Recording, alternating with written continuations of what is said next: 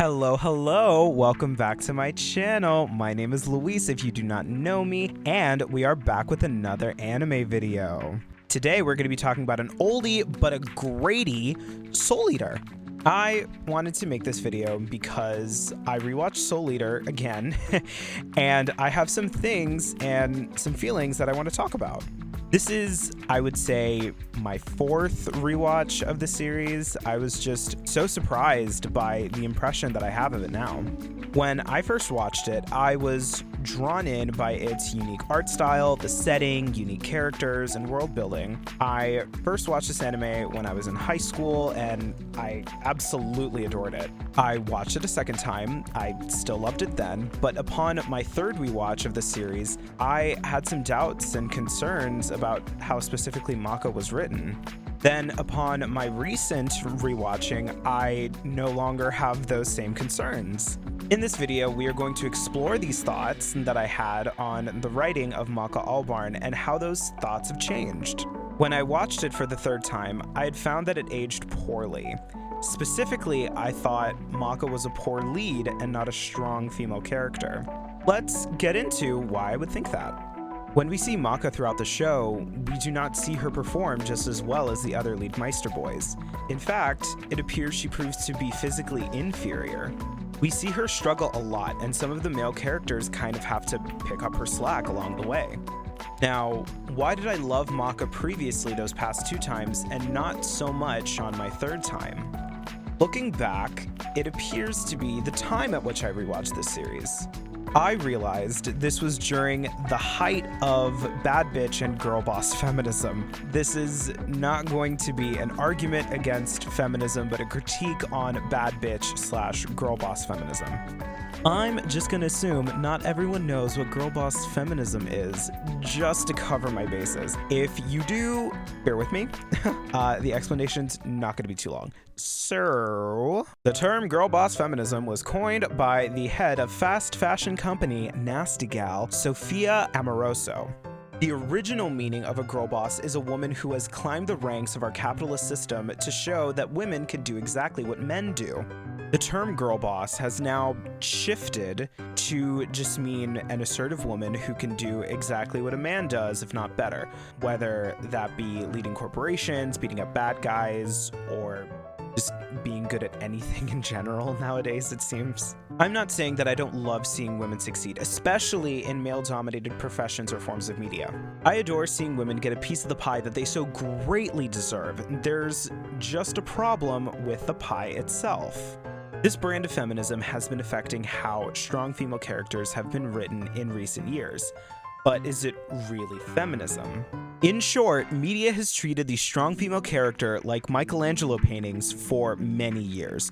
No, for real, here's a painting made by the very famous Italian artist Michelangelo, not to be confused with the Ninja Turtle. Here, you can see that poor homosexual Michelangelo hadn't the absolute foggiest of what a woman looked like. He really thought that women were just muscular men with chest lumps. And that's what I mean. The media's portrayal of strong female characters is just like that. They are usually cold and unfeeling, lacking compassion and understanding, and not being nurturing by extension. More often than not, they choose violence over talking issues out and reaching a compromise. They've often been portrayed to be just as physically capable as men, if not stronger. Some background on the media that I've consumed in the past. I love female leads. I don't just love female leads, but I also love physically strong, kick-butt female characters. Honestly, at this point in my life, if a series has too many boys in it, I can't get into it for very long. I gave Voltron a try, couldn't really get into it. Saw She-Ra though, felt right at home.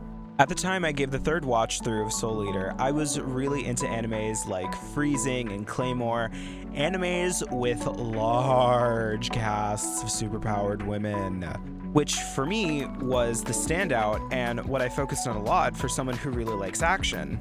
So clearly, I like a badass bitch that can hold her own in any situation.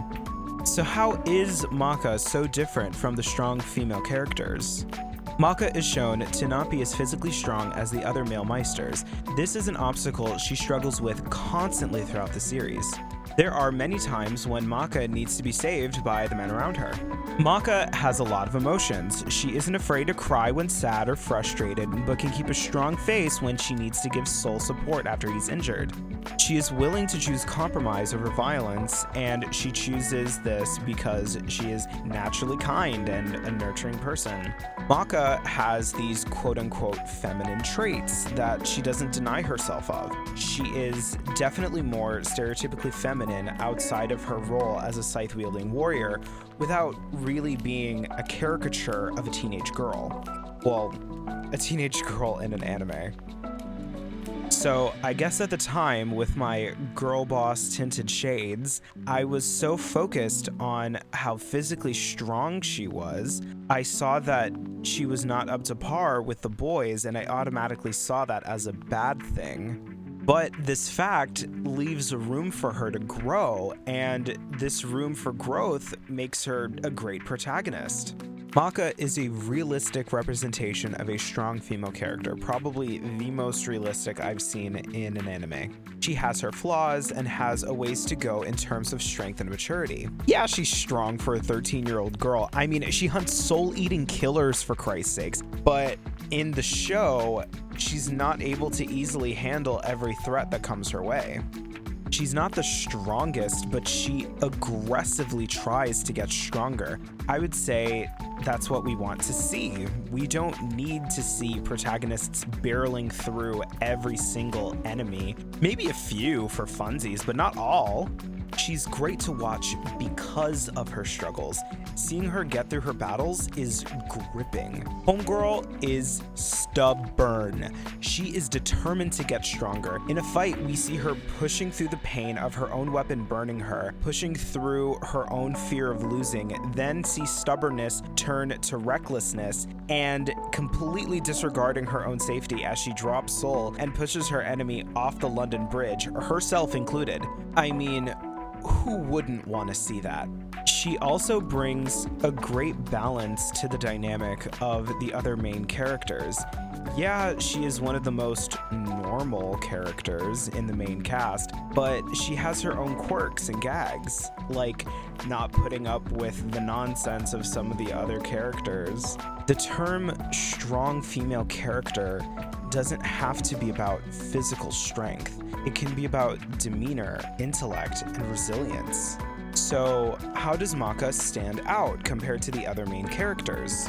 Early in the series, in her fight with Sid, she is able to impress him with how she's able to dodge his attacks within a very small margin for error.